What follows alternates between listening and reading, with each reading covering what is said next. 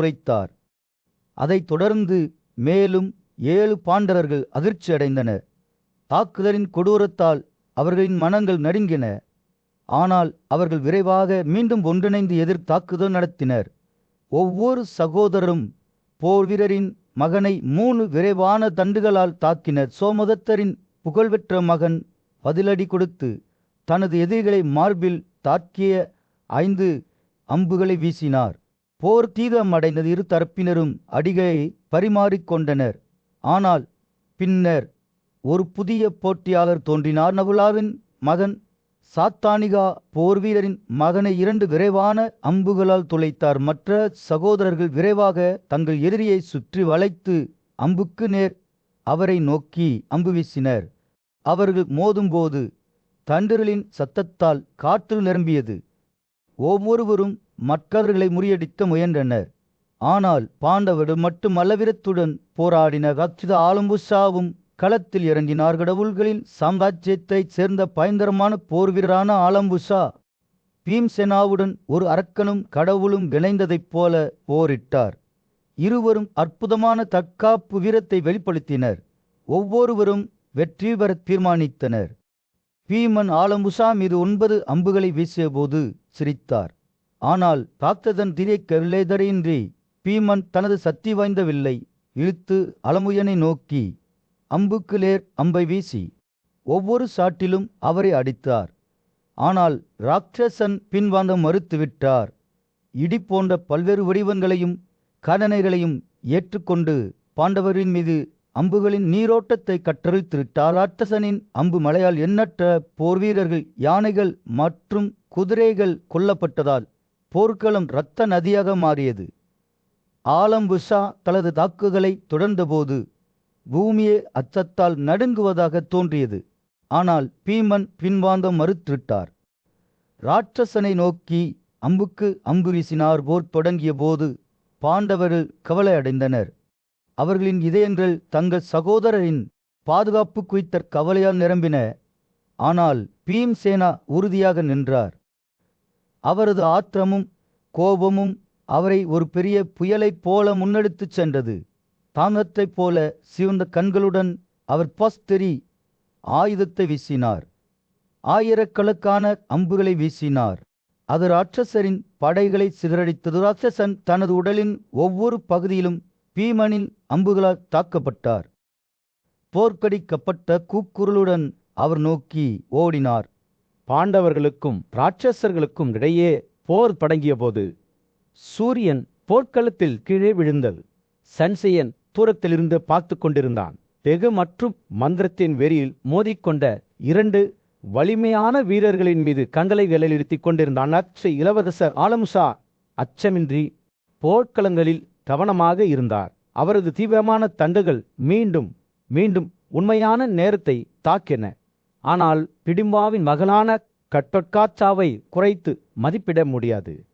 கடுமையான அழுகையுடன் அவர் தனது சொந்த அம்புகள் ஆலம்புசாரின் மார்பை துளைப்பது போல் வேகமாக முன்னேறினார்.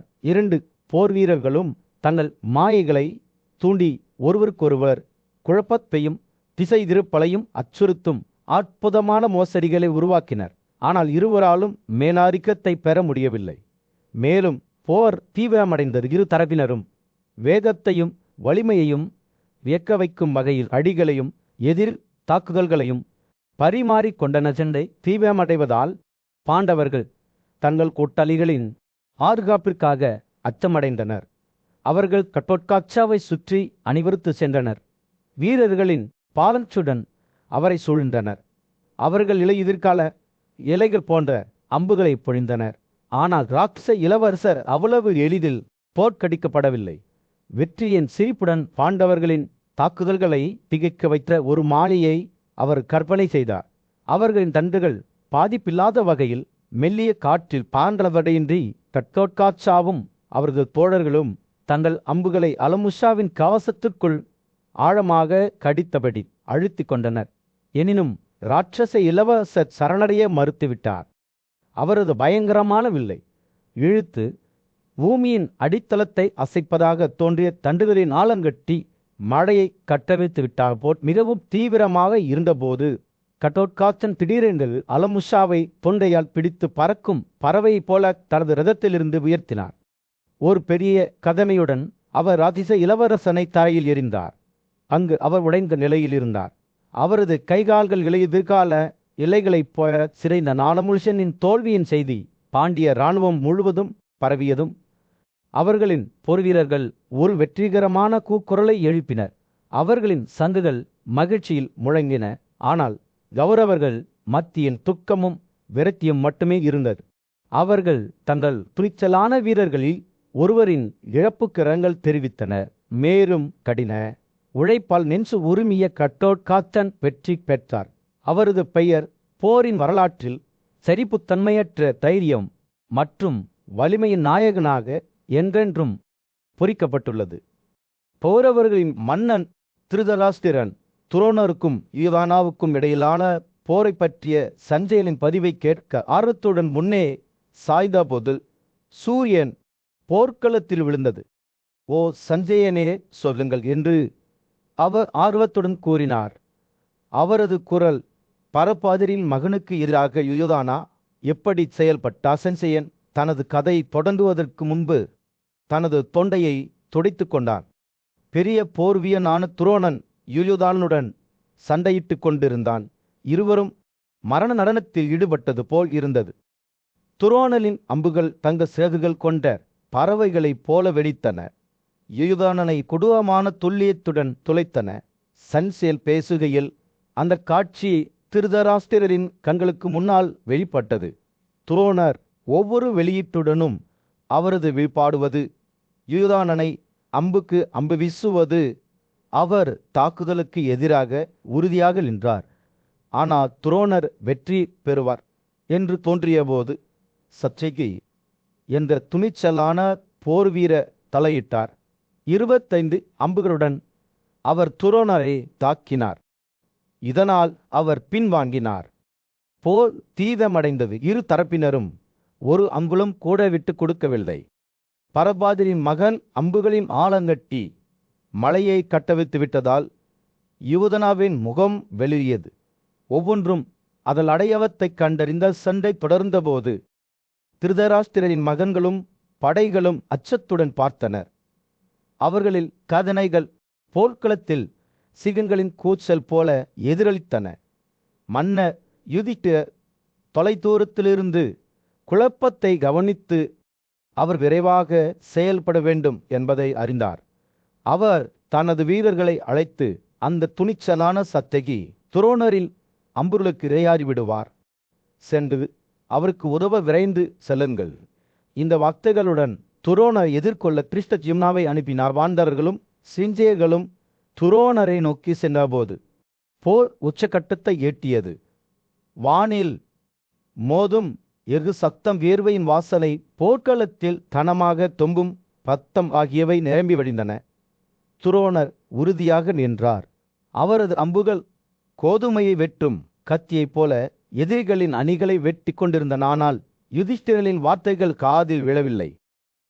பாண்டவர்கள் நெருங்கிய போது உதவி தேவைப்பட்ட அர்ஜுனுக்கு உதவி செய்யுமாறு அவர் சத்யகியை வலியுறுத்தினார். சினியின் தாத்தாவே, அவரது குரல் உணர்ச்சியால் மூச்சு திணறல் அடைந்தது. என் சகோதரர்களை காப்பாற்றுமாறு நான் உங்களிடம் பேசுகிறேன். நீங்கள் எங்கள் மிகப்பெரிய நலம் விரும்பியும் ஹீரோக்களில் ஒரு ஹீரோவும் இந்த துயரமான நேரத்தில் அவருக்கு உதவி செய்யுங்கள். யுதிஷ்டிரனின் வார்த்தைகளை கேட்டபோது சத்யகியின் முகம் உறுதியடைந்தது. துரோணரின் பயங்கரமான அம்புகள் இருந்து அர்ஜுனனை காப்பாற்றுவது அவரால் மட்டுமே முடியும் என்பதை அவர் அறிந்திருந்தார்.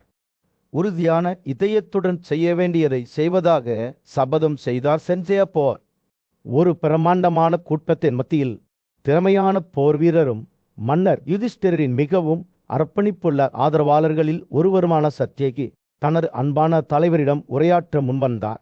அவரது வார்த்தைகள் பாசம், இனிமையான ஒளிகள் மற்றும் எல்லா வேளையிலும் ராஜாவை பாதுகாப்பதற்கான அசைக்க முடியாத அர்ப்பணிப்பு ஆகியவற்றால் நிரம்பியிருந்தல். என் ஆண்டவரே, நான் உங்கள் வார்த்தைகளை கவனமாக கேட்டேன். நீதி, மகிழ்ச்சி மற்றும் ஆல்குனாவுக்காக புகழ் நிறைந்தேன் என்று அவர் கூறினார்.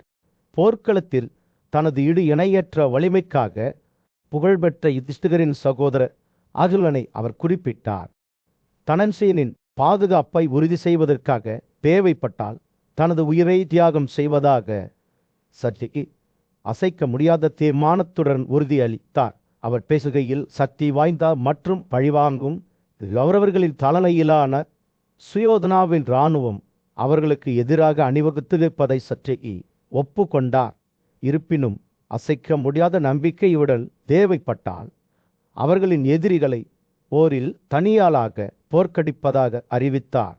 இன்று அவர் நான் சுயோதனாவின் முழு இராணுவத்திற்கும் எதிராக போரிட்டு வெற்றி பெறுவேன் என்று சபதம் செய்தார். சத்யகியின் வார்த்தைகள் வெறும் பெருமைக்குரியவை அல்ல, அவை யுதிஷ்டிரன் மற்றும் அர்ஜுனனின் மீது அவர் கொண்டிருந்த பிடிவாதமான பக்திக்கு ஒரு சான்றாகும்.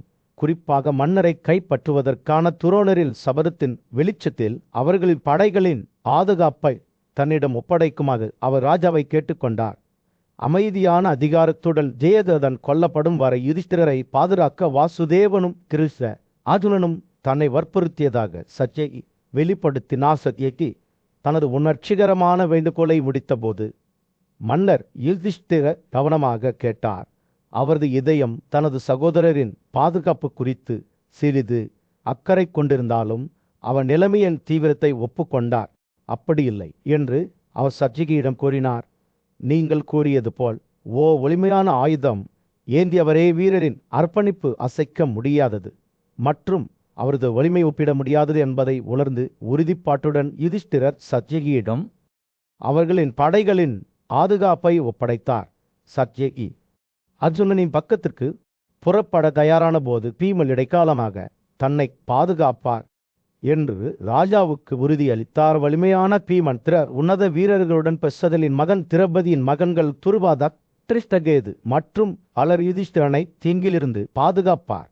அவரது படைகள் வலிமையானவை மற்றும் வலிமையான துரோணருக்கு எதிராக அவரை பாதுகாக்கும் திறம் கொண்டவை என்பதை உணர்ந்ததான் ராஜாவின் கவலை குறையத் தொடங்கியது. சத்யகி அர்ஜுனனின் பக்கத்திற்கு சென்றபோது அவர்களின் ஒருங்கிணைந்த வலிமை யுதிஷ்டிரன் மற்றும் தனஞ்சயன் ஆகிய இருவரின் பாதுகாப்பையும் உறுதி செய்யும் என்ற அறிவை அவர் தன்னுடன் எடுத்து சென்றார்.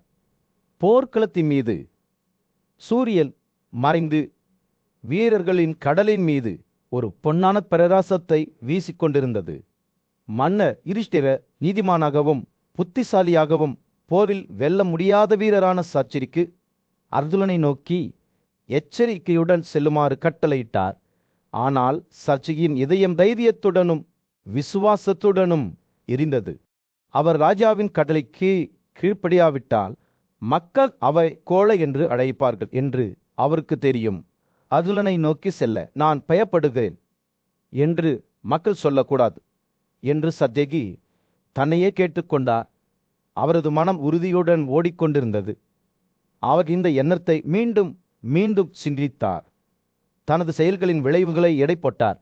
இறுதியாக அவர் மன்னர் யுதிஷ்டிரரை அணுகி தன்னம்பிக்கை நிறைந்த வார்த்தைகளில் அவரிடம் பேசினார். ராஜாவே, இந்த ஏற்பாடுகள் உமது பாதுகாப்புக்கு போதுமானதாக இருக்கும் என்று நீர் நினைத்தால் நான் உமது கட்டளையின்படி விபச்சுவை பின்பற்றுவேன் என்று அர்ஜுனனின் மற்றொரு பெயரை பயன்படுத்தி சத்யகி கூறினார். ராஜாவே, 3 உலகங்களிலும் எனக்கு பால்குனாவை விட பிரியமானவர் வேறு யாரும் இல்லை என்று உறுதியாக உமக்கு சொல்கிறேன். உமது கட்டளையின்படி நான் அபத்தம் வழியை பின்பற்றுவேன். சத்யகியின் வார்த்தைகள் மன்னர் யுதிஷ்டிரரின் இதயத்திற்கு ஒரு தைலம் போல இருந்தன. சத்யகி ஆபத்திலிருந்து வெட்கப்பட வேண்டியவர் அல்ல என்பதை அவர் அறிந்திருந்தார். ஆயுத கணக்கான போர் வீரர்கள் போருக்கு தயாராக இருக்கும் போர்க்களத்தை மன்னர் பார்த்தார். அவர்களில் காரர் மற்றும் யானைகளுடன் சண்டையிடுவதில் திறமையான பரதர்களும் போரில் தோற்கடிக்கிற கடினமான கிராதர்களும் இருந்தனர். சத்யகி தனது கண்களில் கடுமையான உறுதியுடன் இந்த வீரர்களை பார்த்தார். நான் கடலில் ஒரு மீனை போல இந்த ஊடுருவ முடியாத படையின் வழியாக துளைப்பேன் என்று அவர் தனக்குத்தானே கோரினார். தனது பாதை ஆபத்தால் நிறைந்திருக்கும் என்று அவளுக்கு தெரியும். ஆனால் அவர் தைரியமாக இருந்தார். ஏனெனில் சத்யகியின் விசுவாசம் மற்றும் துணிச்சல் அதுலலின் மீதான அவரது அன்பா மட்டுமே பொருந்தியது. அவர் பேசுகையில் மன்னர் யுதிஷ்டிர சம்மதத்துடன் தலையசைத்தார். அதுவலுக்கு இன்னொரு பெயரை பயன்படுத்தி, நீ சவேசச்சின் பாதையை பின்பற்றுவாய் என்று அவர் கூறினார். ஆண்டவரே, நான் இங்கு செல்ல வேண்டும் என்பதை நான் அறிவேன். கலப்பு கட்ஸ்மிர்ஸ் மற்றும் கேடயங்கள் ஸ்திமிடார் வால் இட்டி மற்றும் முன்னணி தண்டுகளுடன் கூடிய இந்த கடல் போன்ற விருந்தாளியாக நான் இன்று இந்த கடலை கிளர்ச்சி செய்வேன். சச்சிரியின் இதயம் பெருமையுடனும் தைரியத்துடனும் பெருகியது. அவர் தனது வாழ்க்கையின் மிகப்பெரிய சவாலை எதிர்கொள்ளப் போகிறார் என்பதை அவர் அறிந்திருந்தார்.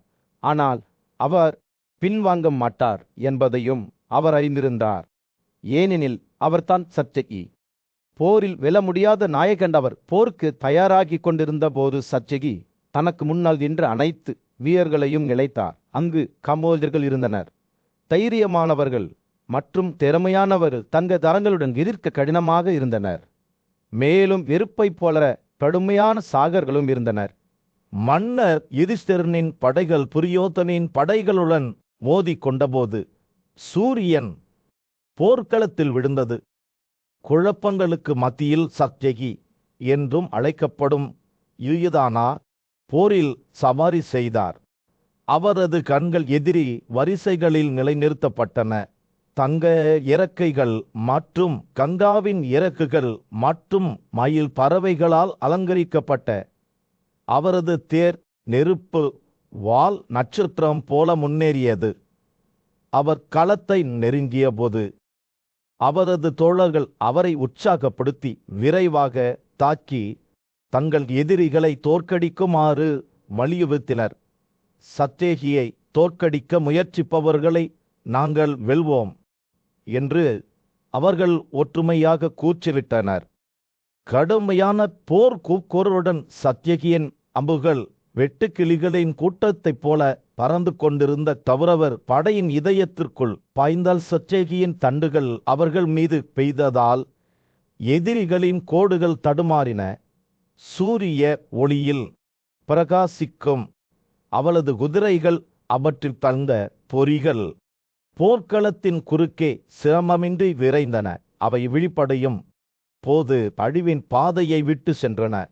அவரது ரதத்தின் புலம்புகளுக்கு அடியில் பூமியே நடுங்குவது போல் தோன்றியது. அது நிலத்தின் வழியாக நடந்து செல்லும் ஒரு வலிமையான யானை போல இருந்தது. சத்யகி முன்னேறி செல்லும்போது கௌரவ போர் வீரர்கள் அவருக்கு முன் திடுக்கிட்டனர். அவர்களின் இதயங்கள் அச்சத்தாலும் பிரமிப்பாலும் நிரம்பின. யாரும் அவரை நேரடியாக சவால் செய்ய துணியவில்லை.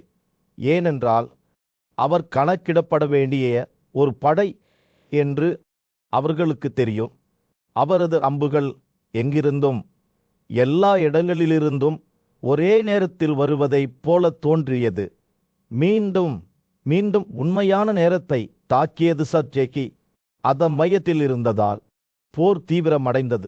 அவரை வீழ்த்தும் முயற்சியில் அம்புக்கு அம்பை வீசும் மாபெரும் போதகர் துரோணருடன் அவர் மோதினார். ஆனால் சத்யகி தடையின்றி இருந்தார். அவரது கவனத்தை அர்ஜுனனின் பாதைகளில் நிலைநிறுத்தினார். அவரது மரியாதைக்குரிய வழிகாட்டினான். என் கடமையிலிருந்து விலக மாட்டேன் என்று அவர் துரோணரிடம் அறிவித்தார். நான் ஒரு சீடர் மட்டுமே. நான் என் போதகரின் அடிச்சுவடுகளை பின்பற்ற வேண்டும். அதனுடன் அவர் துரோணரை விட்டு திரும்பி போர்க்களத்தின் குறுக்கே தனது தேர் இடி முழக்கத்துடன் தொடர்ந்தார். சத்யகி கௌரவ கோட்டங்கள் வழியாக சவாரி செய்தபோது சண்டையின் மத்தியில் உயரமாக நின்ற ஒரு வலிமையான போர் வீரரான கிருதவர்மனுடன் நேருக்கு நேர் சந்தித்தார். இருவரும் அம்புகளின் கொந்தளிப்பில் மோதினர். அவர்களின் போர் கூக்குரல்கள் நிலப்பரப்பு முழுவதும் எதிரொலித்தன. இறுதியில் சத்யகியின் உயர்ந்த திறமையே தீர்க்கமானதாக நிரூபித்தது. மேலும் கிருதவர்மன் அவரது தண்டுகளில் விழுந்தார். ஆனால் அவர் தனது எதிரிகளை வென்றபோது கூட தனது மிகப்பெரிய சவால் முன்னால் இருப்பதை சத்யகி அறிந்திருந்தார். ஏனெனில் கௌரவ இராணுவத்தின் இதயத்தில் வலிமையான துரியோதனரே காத்திருந்தார். அவரது கண்கள் கடுமையான உறுதியுடன் சிலியின் பேரின் மீது நிலை நிறுத்தப்பட்டன. போர் அவ்வளவு எளிதில் வெல்லப்படாது. இறுதியில் வெற்றி பெற சத்யகியின் பலம் மற்றும் தந்திரம் அனைத்தையும் எடுக்கும். முடிவற்ற கடல் போல் அவருக்கு முன்னால் விரிந்திருந்த திருதராஷ்டிரரின் பரந்த இராணுவத்தின் மீது சூரியன் தாக்கியது. அவரது ஆலோசகர் சன்சியா அவரது பக்கத்திலேயே நின்று அவர்களின் படைகளின் நல்லொழுக்கங்களை புகழ்ந்து பேசத் தொடங்கினார். திருதராஷ்டிரர் அறிவித்தார், எனது படை பல சிறப்புகளையும் சமமாக பெற்றுள்ளது. அது அறிவியலின் விதிகளின்படி வரிசைப்படுத்தப்பட்டு சமமாக உயர்ந்ததாக கருதப்படுகிறது. மேலும் எண்ணற்றது. அவர் தனது முன் இருந்த சிப்பாய்களின் கடலை ஆய்வு செய்து நிறுத்தினார். சிப்பாய்கள் மிகவும் வயதானவர்கள் அல்ல, மிகவும் இளமையாகவோ ஒல்லியாகவோ உடலமைப்பாகவோ இல்லை. அவர்கள் சுறுசுறுப்பாகவும் நன்கு வளர்ந்தவர்களாகவும் வலிமையானவர்களாகவும் நோய்களிலிருந்து விடுபட்டவர்களாகவும் உள்ளனர். அவர் பேசும்போது திருதராஷ்டிரரின் கண்கள் அணிகளில் சுற்றி திரிந்தன. கவசங்கள் அணிந்த வீரர்களை அழைத்து சென்றன. சூரிய ஒளியில் அவர்களின் அஞ்சல் ஒளிரும். அவர் தனது இராணுவத்தை பற்றி பெருமிதம் கொண்டார். மேலும் சன்சியாவால் ஒவ்வொரு நொடியும் பலது பெருமை வீழ்வதை உணர முடிந்தது. ஆனால் அத்தகைய ஒரு இராணுவம் கூட கொல்லப்பட வேண்டும் என்பது விதியை தவிர வேறு என்னவாக இருக்க முடியும் என்று திருதராஷ்டிரர் யோசித்தார். அவரது குரல் வேட்டியின் குறிப்பை கொண்டிருந்தது. பாண்டவர்களில் அந்த காளையான அர்ஜுனன் கடல் போல என் இராணுவத்தின் வழியாக துளைத்த போது, யுயுதானனும் பின்னால் நெருங்கி வந்தபோது, எனது துருப்புக்களில் எஞ்சியிருப்பவர்கள் கூட உயிருடன் விடப்படுவதற்கான வாய்ப்பை நான் காணவில்லை. திருதராஷ்டிரர் போரின் நிகழ்வுகளை விவரித்தபோது சன்சேன் கவனமாக கேட்டார். தனது மகன்கள் எப்படி தைரியமாக போராடினர் என்பதை பற்றி அவர் பேசினார். ஆனால் அர்ஜுனனும் கிருஷ்ணரும் இணைந்த சக்திக்கு எதிராக எந்த பலனும் கிடைக்கவில்லை. கௌரவ மன்னரின் வார்த்தைகள் ஆழ்ந்த துக்க உணர்வுடன் இருந்தன.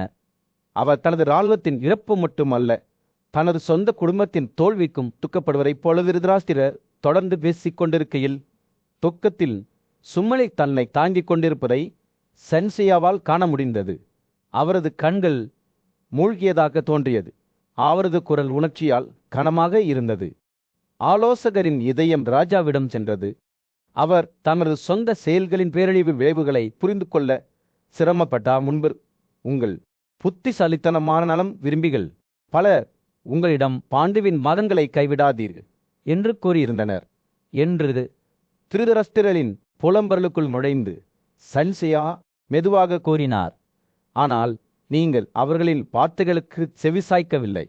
நலம் விரும்பிய நண்பர்களின் ஆலோசனைகளுக்கு செவிசாய்க்காத மனிதர் உங்களைப் போலவே மிகுந்த துயரத்தில் விழுந்து அழுகிறார். திருதராஷ்டிரரின் பாவை தடுமாறி போலது ஒரு களம். சன்சேன் தன் கண்களில் புரிதலின் ஒரு ஒளியை காண்கிறான் என்று நினைத்தான். ஆனால் தனது சொந்த செயல்கள் இந்த பயங்கரமான விளைவுக்கு வழிவகுத்தன என்பதை மன்னர் உணர்ந்ததால் அது விரைவில் ஆழ்ந்த விரக்தியின் உணர்வால் மாற்றப்பட்டது. போர் கடுமையானதாகவும் தீவிரமாகவும் இருந்த இரு தரப்பினரும் பெரும் இழப்புகளை சந்தித்தனர். திருதராஷ்டிரரின் இராணுவம் ஒரு பரந்த கடலைப் போல இருந்தது. ஆனால் அர்ஜுனனும் கிருஷ்ணரும் அதன் ஆழத்தை துளைத்து பேரழிவை ஏற்படுத்தினர். ஒரு பயங்கரமான போரின் மத்தியில் சன்சியன் மன்னன் திருதராஷ்டிரரிடம் திரும்பி, கவனமாக கேளுங்கள் என் ராஜாவே. அர்ஜுனனால் கிருதவர்மனின் படைகள் தோற்கடிக்கப்பட்ட பிறகு பார்த்தர்கள் அவமானப்பட்டனர். ஆனால் உங்கள் படை மகிழ்ச்சியால் நிரம்பியது. வெற்றியின் அந்த தருணத்தில் சிலியின் பேரனான சத்யகி உங்கள் படைகளின் சலசலப்பை கேட்டு விரைவாக மீண்டும் கிருதவர்மனை எதிர்கொள்ள திரும்பினார். அவர் நெருங்கிய போது கிருதவர்மனின் கோபம் அதிகரித்தது.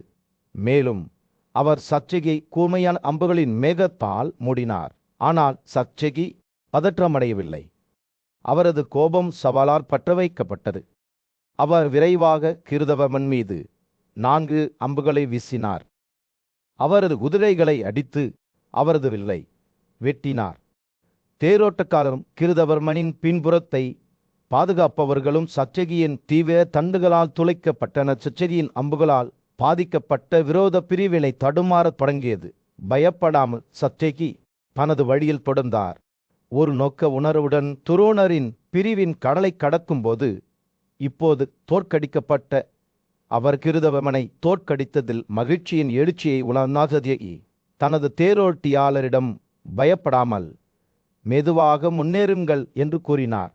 ஆனால் அவர்கள் எதிரிகளின் எல்லைகளை நெருங்கிய போது அதன் தலைவரான ரிப்பர்தன் தலைமையிலான ஒரு பெரிய பிரிவை சச்சகி கண்டார்.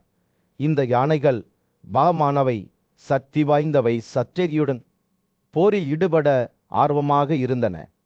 துரியோதனின் வற்புறுத்தலால் அவர்கள் தங்கள் உயிரை தியாகம் செய்ய தயாராகிட சச்சகியின் தேரோட்டக்காரர் குதிரைகளை முன்னெடுத்து சென்றார். வெள்ளை குதிரைகள் அவரை திரிக தக்களை நோக்கி கொண்டு சென்றன. அவர் நெருங்கிய போது துணிச்சலான போர் வீரர்கள் தங்கள் யானைகளால் அவரை சூழ்ந்தனர். எதையும் துளைக்கக்கூடிய அம்புகளை பொழிந்தனர். சச்சகி எதிர்த்து போராடினார். கோடையின் முடிவில் அவரது தண்டுகள் ஒரு பெரிய மேகத்தைப் போல மலை மார்பில் மழை பொழிந்தால் சச்சகியின் அம்புகளால் கொல்லப்பட்ட யானைகள் எல்லா திசைகளிலும் ஓடத் தொடங்கின. அவற்றின் தந்தங்கள் உடைந்தன. அவற்றின் உடல்கள் இரத்தத்தால் மூடப்பட்டன. மேலும் அவை வேதனையுடன் அழுதன. அவற்றில் பல மூச்சு திணறின அல்லது கீழே விழுந்தன. மற்றவை குறிக்கோள் இல்லாமல் இந்த யானை பிரிவு அழிக்கப்பட்ட பிறகு மகதத்தை சேர்ந்த சக்தி வாய்ந்த போர் வீரரான ஜலசந்தா தனது யானையை சச்சரியின் ரதத்தின் முன் அழைத்து சென்றார். தங்க காசத்தில் அடைக்கப்பட்டு விலைமதிப்பட்ட கற்களால் அலங்கரிக்கப்பட்ட அவர் மின்னல் சூழ்ந்த மேகத்தைப் போல பிரகாசமாக இருந்தார். ஆனால் சச்சகி தனது சிறந்த தண்டுகளால் அவரை சோதித்தார். 2 வீரர்களும் மோதிக்கொண்டனர். ஜலசந்தா தனது அகலமான மார்பில் உள்ள சச்சகியை கூர்மையான அம்புகளால் துளைத்தார். ஆனால் சச்சகி தளரவில்லை. ஜலசந்தாவின் தாக்குதல்களுக்கு பதிலளிக்கும் போது அவர் புன்னரைத்தார். அவரது வில்லை வெட்டி பின்னர் 60 அம்புகளால் துளைத்தார். மற்றொரு இரசர் முகம் கொண்ட அம்பால் ஜலசந்தாவின் கைகளை வெட்டினார். போர் வீரர்கள் மோதிக்கொண்டிருந்த போது போர்க்களத்தில் சூரியன் தாக்கியது. அவர்களின் கவசங்கள் வெளிச்சத்தில் பிரகாசித்தன. சண்டையை விவரிக்கும் போது சஞ்சயா தூரத்திலிருந்து பார்த்தார். அவரது குரல் பிரமிப்பால் நிரம்பியது.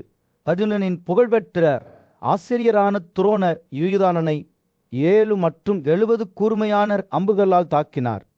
துர்மசனா அவரை பின்தொடர்ந்து ஒரு பஜன் வேகமான தண்டுகளால் துளைத்தார். துசாசனா இணைந்தார். 10 அம்புகளை வீசினார். அவை யுயுதானனின் கவசத்திற்குள் ஆழமாக கடித்தன. விட்டனாவும் விருஷ்வி போல்வீர இலக்காக கொண்டு அவரது மார்பின் இடது பக்கத்திலும் மையத்திலும் 30 கூர்மையான அம்புகளால் தாக்கினார். ஆனால் துளிவில்லாத யுயுதானா ஒவ்வொரு தாக்குதலையும் துல்லியமாகவும் திறமையாகவும் எதிர்கொண்டார். அவர் துரோணரை 3 தண்டுகளாலும், துர்சாசனா 9 தண்டுகளாலும், விட்டனா 20 தண்டுகளாலும், சித்தாசேனா 7 தண்டுகளாலும், துர்மசனார் 1 கஜன் தண்டுகளாலும், விரிஞ்சரி 8 தண்டுகளாலும், சஜவத 9 தண்டுகளாலும், விஜயா 10 தண்டுகளாலும் ரிப்பனடலை விரைவான அம்புகளாலும் துளைத்தார். போர் தீவிரமடைந்த போது யுயுதானனின் நோக்கம் ஒருபோதும் அசைந்துவிடவில்லை. அவர் தனது வில்லை அசைத்து ஒரு புயலைப் போல தனது எதிரிகள் மீது மழை பெய்ய தோன்றிய தண்டுகளின் மேகத்துக்கு பிறகு மேகத்தை விடுவித்தார். திருதராஷ்டிரரின் மகன் துரியோதனன் உட்பட குறு போர் வீரர்கள் யுயுதானனில் அசைக்க முடியாத கோபத்திற்கு இணையாக இருக்கவில்லை. துரியோதனையே எண்ணற்ற அம்புகளால் சச்சகி தாக்கினார். மாதவனின் ரசர் முகம் கொண்ட அம்பால் அவரது வில் துண்டிக்கப்பட்டது. மன்னர் தடுமாறினார். அவரது கவசங்கள் சிதைந்தன. ஆனால் அவர் விரைவாக மீண்டு மற்றொரு வலிமையான வில்லை எடுத்தார். இந்த புதிய ஆயுதத்தால் துரியோதனன் யூதனை 100 வேகமான அம்புகளால் துளைத்தாதலது எதிரி இவ்வாறு துன்புறுத்தப்படுவதைக் கண்ட விருஷ்வி போர்வீரர்களின் கோபம் மீண்டும் வெடித்தது. துரியோதனை 8 வேகமான அம்புகளால் தாக்கி அனைத்து எதிரிகளையும் பயமுறுத்திய ராஜாவின் வில்லை வெட்டத் தொடங்கினார். மேலும் சில அம்புகளால் சச்சகி நகைகளால் அலங்கரிக்கப்பட்ட யானையால் அலங்கரிக்கப்பட்ட ராஜாவின் தரத்தை வீழ்த்தி துரியோதனின் 4 குதிரைகளையும் கொன்றார். இதற்கிடையில் 5 மற்றும் 7 வேகமான தண்டுகளால் அம்புகளின் அடர்ந்த மலையில் தன்னை மறைத்த குரு போர்வீரர்கள் ஒவ்வொருவரையும் யூதானா துளைத்தார். புகழ்பெற்ற சர்ச்சரி நிறுத்த முடியாதவர் ராஜாவின் தேரோட்டியை வெச முகம் கொண்ட தண்டால் வீழ்த்திய போது அவரது வலிமை ஒப்பிட முடியாதது. துரியோதனன் போர்க்களத்திலிருந்து தப்பியோடிய போது குரு விருந்தினர் மத்தியில் அவரது அழுகை எதிரொலித்தது. கிருத்திகாவின் மகன் கிருதரமன் சம்பவ இடத்திற்கு விரைந்து வந்து தனது வில்லை அசைத்து குதிரைகளை முன்னோக்கி இழுத்தார். அவர் 26 வேகமான அம்புகளால் யுயுதானனை துளைத்தார். ஆனால் ஒவ்வொரு தாக்குதலையும் எதிர்கொள்ளும் போது விருஷ்ணி போர்வீரர் புன்னரைத்தார். சர்ச்சையின் ஒட்டுநர் கிருதரமனால் தாக்கப்பட்டார்.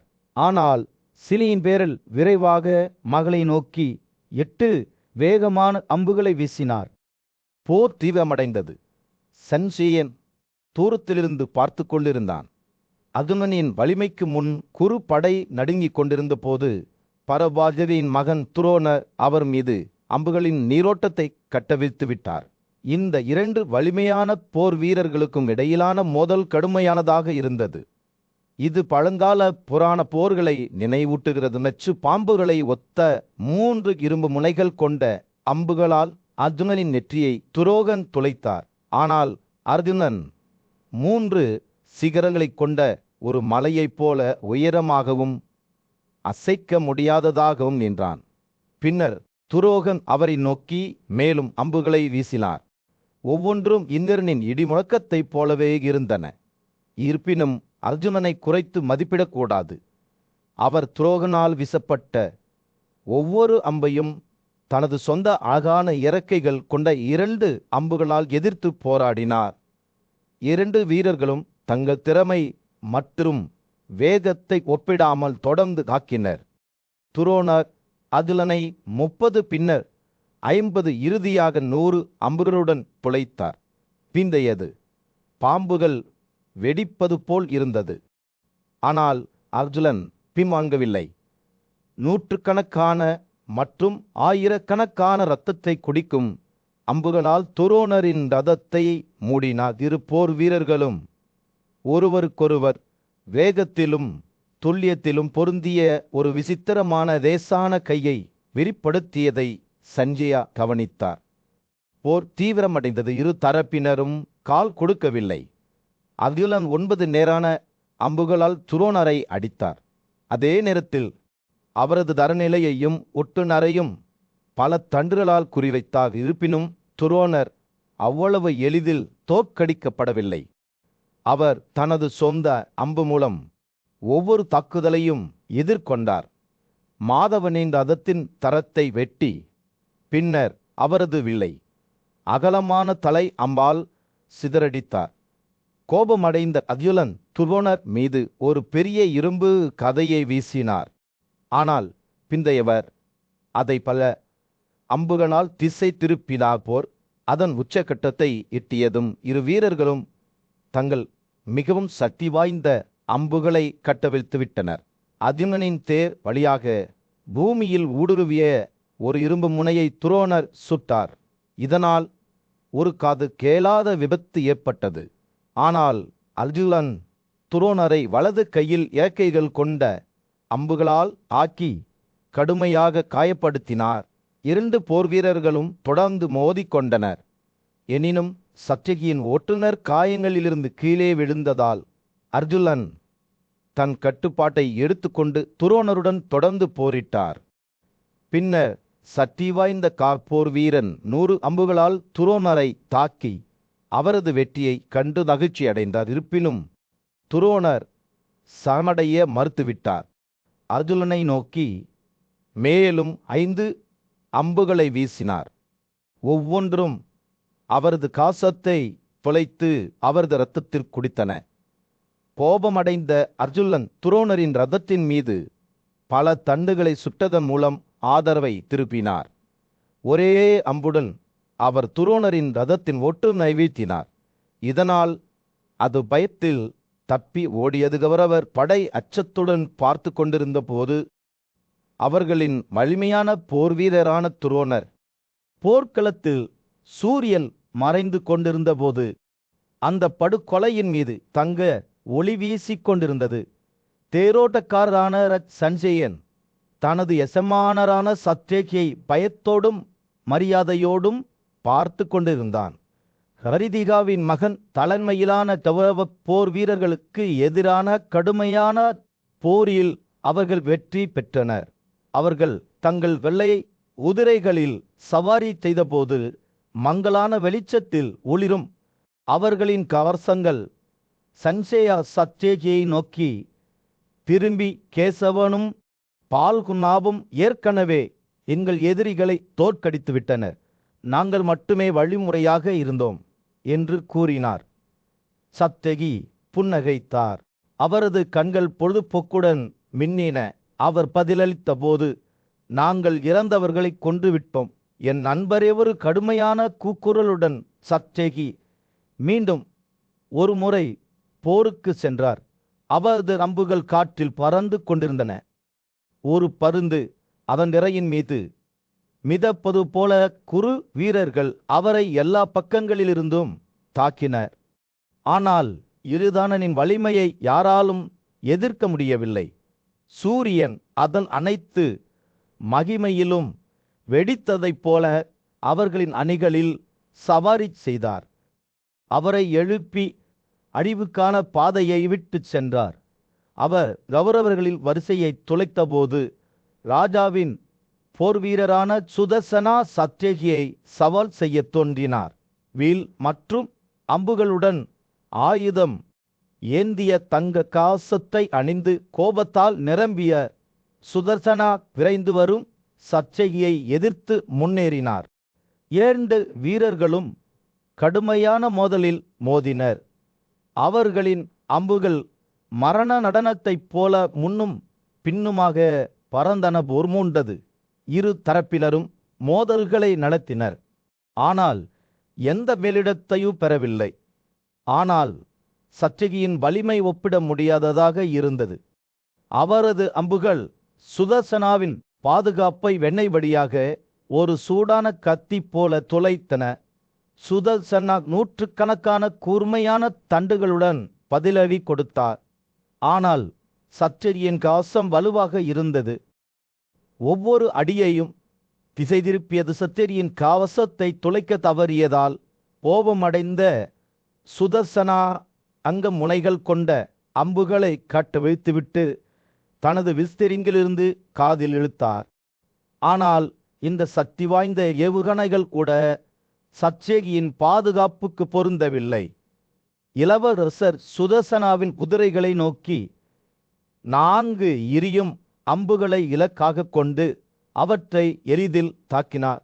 இந்த சந்தர்ப்பத்தை பயன்படுத்தி கொண்ட சத்ரேகி சுதர்சனாவின் ஒட்டுநரை விரைவாக கொன்று பின்னர் அகலமான தலை அம்பு கொண்டு ராஜாவின் தலையை வெட்டி துண்டிக்கப்பட்ட கிளையைப் போல காற்றில் பறக்கவிட்டார். தூசி தணிந்தபோது சத்ரேகி வெற்றி பெற்றார். அவரது கவசங்கள் சிதைந்தன, ஆனால் உடைக்கப்படவில்லை.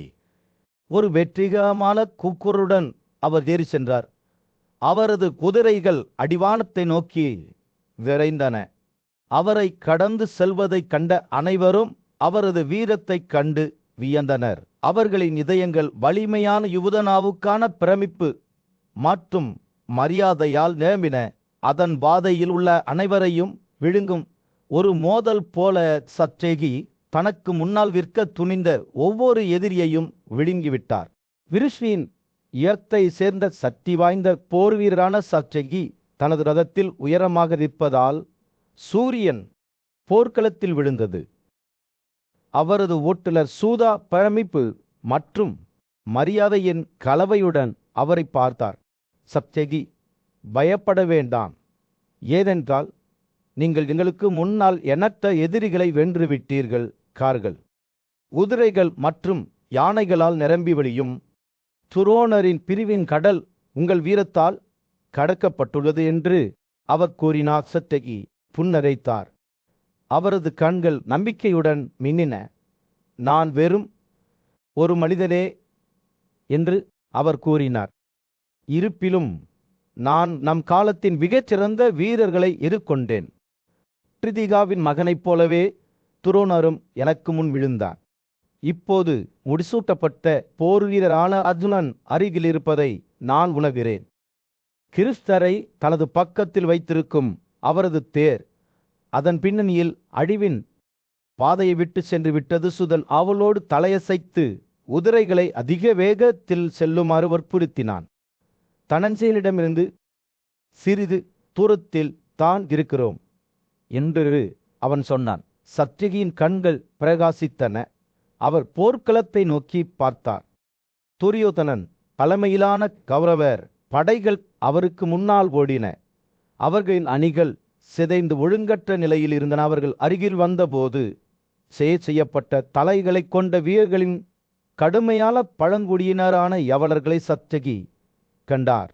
அவர்கள் பற்களால் ஆயுதம் ஏந்தியிருந்தனர். ஆனால் சத்யகி தைரியம் இல்லாமல் இருந்தார்.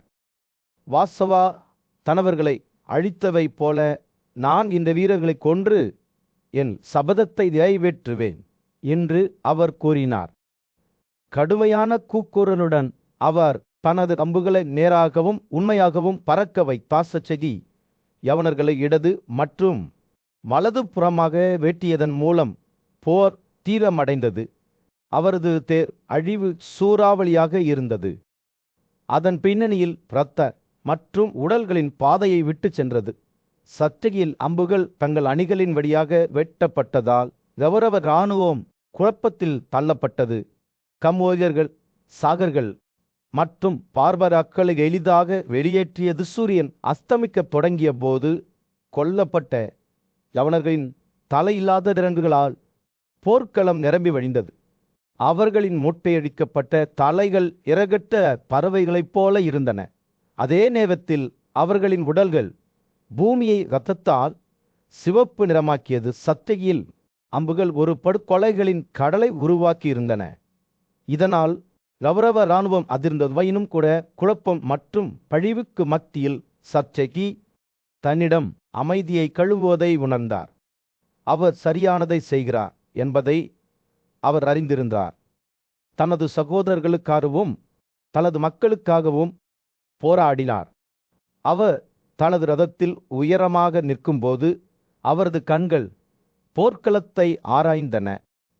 அவர் நிலத்துடனும் அதன் வீரர்களுடனும் ஆழமான தொடர்பை உணர்ந்தார். துரியோதனால் வழிநடத்தப்பட்ட கௌரவ இராணுவம் குழப்பத்தில் இருந்தது. அவர்களின் அணிகள் சிதைந்தன. அவர்களின் ஆவிகள் நொறுங்கின. சத்யகியின் வலிமை அவரது வலிமை மற்றும் ஆற்றலின் அளவை அவர்களுக்கு காட்டியது. மேலும் அவர்களால் முடியாது என்பதை அவர்கள் அறிந்திருந்தனர்.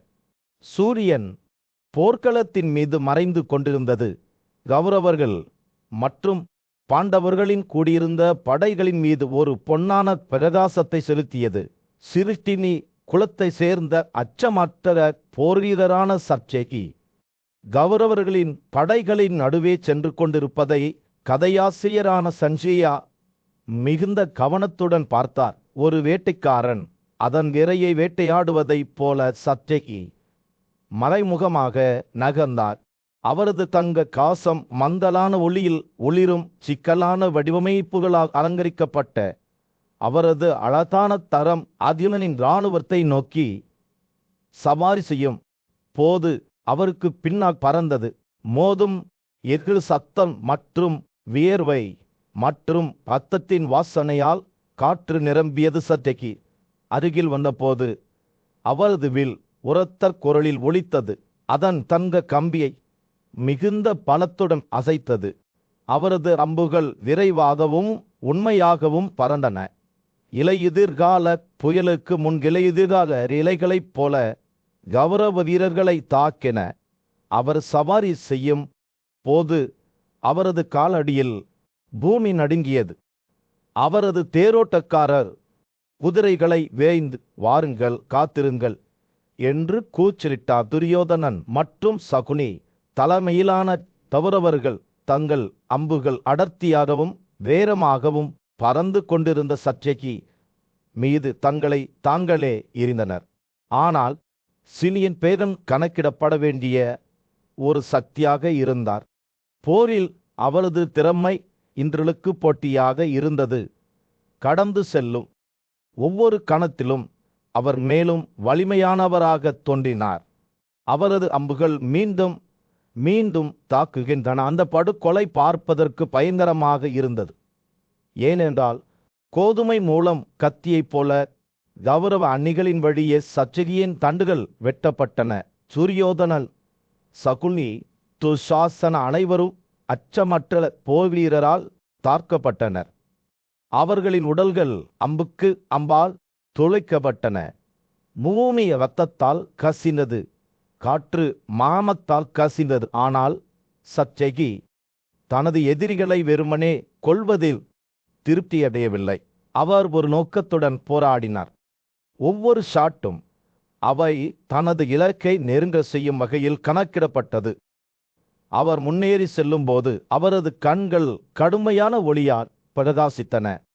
அவரது தேரோட்டக்காரர் குதிரைகளை விரைந்து வாருங்கள், காத்திருங்கள் என்று கூச்சலிட்டார். பின்னர் ஒரு கணத்தில் அது முடிந்துவிட்டது. கௌரவர் போர் வீரர்கள் குழப்பத்தில் ஓடினர். அவர்களின் ரதங்கள் கைவிடப்பட்டன. அவர்களின் குதிரைகள் சிதறின. சச்சகி வெற்றி பெற்று நின்றார். அர்ஜுனனின் படையை நோக்கி சவாரி செய்யும் போது அவரது வில் இன்னும் படுகிறது. தூசி தணிந்த போது சஞ்சயன் அந்த படுகொலையை பிரமிப்புடன் பார்த்து கொண்டிருந்தான். இதோ ராஜாவே என்று திருதராஷ்டிரரிடம் சொன்னான். யுயுதானனின் வீரம் உண்மையில் பார்ப்பதற்கு ஆச்சரியமாக இருக்கிறது. அவர் மற்றவர்களைப் போலல்லாமல் ஒரு போர் வீரர். அவரது திறமையும் வலிமையும் ஒப்பிட முடியாதவை. முதிய மன்னன் குறும்புத்தனமாக தலையசைத்து தூரத்தில் சவாரி செய்யும் போது சச்சகியின் மீது கண்களை வைத்தார். ஏனென்றால் அந்த தருணத்தில் சச்சகி சாதாரண மனிதர் அல்ல. அவர் இயற்கையின் சக்தி கட்டுப்படுத்த முடியாத புயல் என்பது தெளிவாக தெரிந்தது. அஸ்தினபுரத்தின் பார்வையற்ற மன்னன் திருதராஷ்டிரர் தனது அறைகளில் அமர்ந்திருந்தபோது சூரியன் போர்க்களத்தில் விழுந்தது. அவரது மனம் கவலையாலும் மூழ்கியது. அவர் தனது நம்பகமான ஆலோசகர் சஞ்சயாவை அன்றைய போரின் நிகழ்வுகளை விவரிக்க அழைத்தார். இதோ ஓ சஞ்சயனே என்று திருதராஷ்டிரர் கூறினார். சிமியின் பேரனான அர்ஜுனன் நம்மை பார்க்க முடியாத ஒரு படையுடன் முன்னேறி செல்வதை நான் காண்கிறேன். என் மகன்கள் என்ன செய்தார்கள்? அதுகளுக்கு சமமான வலிமைமிக்க போர் வீரரான இதுதான். அவர்களுக்கு முன்னால் நின்றபோது அவர்கள் எப்படி போரில் தங்கள் இதயத்தை நிலைநிறுத்திக் கொள்ள முடியும்? சஞ்சயன் தனது கதையை தொடங்கி, என் மன்னனே, சம்சாத்தகர்களை அணிதிரட்டி கடுமையாக போரிடுமாறு கட்டளையிட்டவர் உன் மகன் துரியோதனனே. துரியோதனின் தலைமையில் 3000 வில்லன்கள், சகர்கள், காம்போதர்கள், வல்விகர்கள், யவனர்கள், பராடாக்கள், தலிங்கர்கள், தங்கனார்கள், அம்பாஸ்தர்கள், பிசாச்சர்கள், பார்பராக்கள் மற்றும் மலையேறுபவர்களுடன் சேர்ந்து அர்ஜுனனுக்கு எதிராக எரியும் நெருப்பை நோக்கி பூச்சிகளைப் போல விரைந்தன. சஞ்சயா பேசுகையில் திருதராஷ்டிரரின் கவலை அதிகரித்தது. சச்சகி பற்றி என்ன என்று கேட்டார். போரில் அவர்களை எப்படி கடக்க முடியும்? சஞ்சயா தொடர்ந்தார். 1000 கார்கள், 100 பெரிய கார், போர் வீரர்கள் 1000, யானைகள் 2000 வீரர்கள் மற்றும் எண்ணற்ற காலாட்படை வீரர்கள் அடங்கிய ஒரு வலிமையான குழு அர்ஜுனுக்கு எதிராக விரைந்தது. அவர்களை சூழ்ந்த சச்சகியை கொல்லுமாறு துஷாசனா அந்த போர் வீரர்கள் அனைவரையும் வலியுறுத்தினார். அதன்பின் நடந்த போரை சஞ்சயா விவரித்தபோது மன்னரின் கவலை பிரமிப்பாக மாறியது. நட்சத்திரங்களால் சூழப்பட்ட இலையுதிர்கால வானத்தைப் போலவே போர்க்களமும் சக்கரங்களால் நிரம்பி வழிந்தது. அர்ஜுனனின் சக்தி வாய்ந்த ஆயுதங்களால் உடைக்கப்பட்டு நசுக்கப்பட்டது. அந்த கற்களின் துண்டுகள் எரியும் தீக்களின் குற்றத்தைப் போல தோற்றமளிக்கும். அங்கு பல போராளிகளை கொன்ற சஞ்சயாவின் கதையை கேட்ட திருதராஷ்டிரரின் கண்கள் விரிந்தன. மலையேறுபவர்களை பற்றி என்ன என்று கேட்டார் சஞ்சயன். மறுமொழியாக, அவர்கள் பெரிய கற்களால் ஆயுதம் ஏந்தியபடி அந்த போரில் அர்ஜுனனுக்கு முன் நின்றார்கள். மற்றவர்கள் உங்கள் மரணால் தூண்டப்பட்டு சச்சகியை கொல்ல விரும்பியவர்கள் ஏவுகணைகளால் ஆயுதம் ஏந்தியபடி அவை எல்லா பக்கங்களிலும் சூழ்ந்தன. அதைத் தொடர்ந்து நடந்த படுகொலையை சஞ்சயா விவரித்தபோது ராஜாவின் முகம் விழுந்தது. சச்சகி கற்களால் சண்டையிட்ட பல 1000 வீரர்களை கொன்றார் என்று அவர் கூறினார். இவை அனைத்தும் மிகவும் அற்புதமாக தோன்றின. போர் தீவிரமடைந்தபோது கௌரவர்களின் மாபெரும் போர் வீரரும் ஆசிரியருமான துரோணர் தனது தேரோட்டியாளரிடம், இந்த கடுமையான சலசலப்பு வரும் இடத்துக்கு எங்களை அழைத்து செல்லுங்கள். சந்தேகத்திற்கு இடமின்றி கற்களால் போராடும் மலையேறுபவர்களுடன் இதுதானார் ஈடுபட்டுள்ளார் என்று கூறின. தேரோட்டக்காரர் பதிலளித்தார், என் ஆண்டவையே. போர் தீவிரமடைந்த போது துசாசனத்தின் தேர் சம்பவ இடத்திலிருந்து தப்பி ஓடுவதை சன்சேயா பார்த்தார். இந்த கோழைத்தனமான செயலை கண்டு பரத்வாஜரின் மகன் துரோணர் கோபம் அடைந்தார். அவர் தனது குரான கடுமையான மற்றும் கட்டளையிடும் துசாசனை அணுகினார். துசாசனா, நீ ஏன் போரிலிருந்து ஓடி போகிறாய்? நீ ஒரு இளவரசன், ராஜாவின் சகோதரன் மற்றும் ஒரு வலிமையான போர் வீரன். உன் தைரியத்திற்கு என்ன நேர்ந்தது என்று துரோணர் கேட்டார். அவருடைய வார்த்தைகள் ஏமாற்றத்துடன் இருந்தன. துரோணரின் வார்த்தைகளை கேட்கவில்லை என்று பாசாந்து செய்து துஷாசனா அமைதியாக இருந்தார். அவர் மேச்சர்களின் ஒரு பெரிய படையுடன் சாட்சிகி போரில் ஈடுபட்டிருந்த இடத்திற்கு சென்றார். 2 வீரர்களும் மோதிக்கொண்டனர். துஷாசனா சச்சகிக்கு எதிராக கடுமையாக போராடினார். இதற்கிடையில் துரோணர் பந்தயத்திற்கு விரைந்தார். அவரது தேர் பாண்டவர்களின் வரிசையில் வெண்ணெய் வழியாக ஒரு சூடான கத்தி போல துளைத்தது. அவர் 100கணக்கான மற்றும் 1000கணக்கான வீரர்களை நசுக்கத் தொடங்கினார். அவரது அம்புகள் வேகமாகவும் உண்மையாகவும் பறந்தன. துரோணரின் வீரத்தின் காட்சி பிரமிக்க வைத்தது. சன்சேலால் கூட அதை கண்டு ஆச்சரியப்படாமல் இருக்க முடியவில்லை. துரோணர் தொடர்ந்து போரிட்ட போது புகழ்பெற்ற வீரகத்துவை அவர் எதிர்கொண்டார். அவரை 5 நேரான தண்டுகளால் துளைத்தார். ஆனால் துரோணர் பின்வாங்க மறுத்துவிட்டார். அம்புகளின் மழை திருப்பினார். இது வீரகேத்துவின் தேரோட்டியையும் தரமான பாரப்பையும் அனுப்பியது. இளவரசர் மேலும் 7 அம்புகளுடன் பின்தொடர்ந்தார். வீரகேத்துவின் ரதத்தை தாக்கி தரையில் மோதியது. பெண்சாளர்கள் தங்கள் வெற்றியால் ஈர்க்கப்பட்டு எல்லா பக்கங்களிலும் துரோணரை சூழ்ந்தனர். அம்புகளையும் ஈட்டிகளையும் அவர் மீது மழை பொழிந்தனர். ஆனால் துரோணர் ஒரு புயல் மேகத்தைப் போல அவர்களின் தாக்குதல்களை எளிதில் சிகரடித்தார். அவரது சொந்த அம்புகள் வெட்டுக்கிளிகளின் கூட்டத்தைப் போல திரும்பி பறந்தன. போல் தீவிரமடைந்த போது சித்ரகேது, சுதன்வான், சித்ரரமன் மற்றும் சித்ராதா ஆகியோர் துரோணருக்கு எதிராக படைகளுடன் இணைந்தனர். அவர்களின் தண்டுகளால் தாக்கப்பட்ட துரோணர் அந்த வலிமையான வீரர்களை பின்னோக்கி தள்ளிய அம்புகளின் மழையை திருப்பினார். பரத்வாஜாவின் மகன் ஒப்பிட முடியாத கொடூரத்துடன் தொடர்ந்து போராடினார். அவரது அம்புகள் வேகமாகவும் உண்மையாகவும் பறந்தன. ஒரு திறமையான தோட்டக்காரர் மரத்திலிருந்து பூக்களை பறித்ததைப் போல அவர் 4 இளவரசர்களையும் வெட்டினார். அவர்களின் உடல்கள் விழுந்த மரங்களைப் போல தாயில் விழுந்து நொறுங்கிய துரோணர் தனது சகோதரர்களை கொண்டதைக் கண்டு கோபமடைந்த திருஷ்டத்யும்னா அவருக்கு எதிராக பலத்த கூக்குரலுடன் விரைந்தார். ஆனால் அவர் துரோணரை பல நேரான தண்டுகளால் தாக்கிய போது பகத்வாஜரின் மகள் அடிபணிய மறுத்தார். அவர் தனது ரதத்தின் முட்டை மாடியில் அமர்ந்தார். மார்பில் துளைத்தார். ஆனால் இன்னும் சண்டையிட்டுக் கொண்டிருந்த துரோணரின் நெகிழ்வுத்தன்மையைக் கண்டு திருஷ்டத்யும்னா அதிர்ச்சி அடைந்தார். ஒரு கணம் தனது வில்லை ஒதுக்கி வைத்தார். ஆனால் அவர் வீழ்ந்த துரோணரை பார்த்து கொண்டே இருந்தார். குருக்களின் மன்னன் திருதராஷ்டிரன் தனது கூடியிருந்த படையை பார்த்து கொண்டிருந்த போது சூரியன் போர்க்களத்தில் விழுந்தது. அவர் தனது தேரோட்டியாளரும் ஆலோசகருமான சன்சேனிடம் திரும்பி, சன்சேனே, சொல்லுங்கள், சிமியின் பேரனான சச்சகி எப்படி நமது பரந்த படையை கடந்து அர்ஜுனனை காயமின்றி அடைந்தார்? இந்த கதையை நினைவு கூறத் தொடங்கிய போது சன்சேயாவின் கண்கள் விரிந்தன. மாட்சிமை பொருந்தியவரே, நான் என் ஆண்டுகளில் இப்படிப்பட்ட ஒரு காட்சியை பார்த்ததே இல்லை. நீங்கள் கூடியிருந்த படை உலகம் இதற்கு முன்பு பார்த்திராதது போல் இருந்தது. கடவுள்களே இந்த போரை காண வந்ததைப் போல இருந்தது. உங்கள் படை பாண்டவர்களுடன் மோதிக்கொண்ட போது சத்தம் கேட்கவில்லை. அது ஒரு புயலால் கோபமடைந்த கடலின் இடி முழக்கம் போன்றது. ஆயிரக்கணக்கான மன்னர்கள் ஒவ்வொருவரும் தங்கள் சொந்த உரிமையில் ஒரு தீரோ உங்களுடன் தைரியமாக போராடின. சென்சேன் பேசுகையில் திருதராஷ்டிரனின் கவலை அதிகரித்தது. ஆனால் துரியோதனன் பற்றி என்ன என்று அவர் கேட்டார். அவரது குரல் கவலையுடன் நடுங்கியது. பாண்டவர்களின் வலிமைக்கு எதிராக அவர் எப்படி செயல்பட்டார்? துரியோதனுக்கும் பாஞ்சாலர்கள் மற்றும் பாண்டவர்களின் ஒருங்கிணைந்த படைகளுக்கும் இடையிலான சந்திப்பை அவர் விவரிக்கத் தொடங்கியதும் சஞ்சயரின் வெளிப்பாடு திகைப்பாக மாறியது. உங்கள் வீரமான மகனான துரியோதனன் தாமரை தண்டுகள் நிறைந்த ஏரியின் வழியாக மோதிய யானையைப் போல போரில் ஈடுபட்டான்.